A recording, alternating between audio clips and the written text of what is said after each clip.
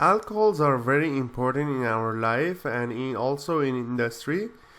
Applications of alcohols have many applications in industrial and pharmaceutical application. For example, I have three of them here.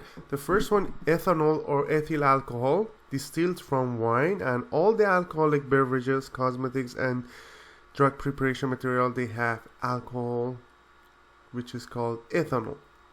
Next one is methyl alcohol or methanol, sometimes also called wood alcohol, is used as a fuel and solvent, and methanol is toxic to human body.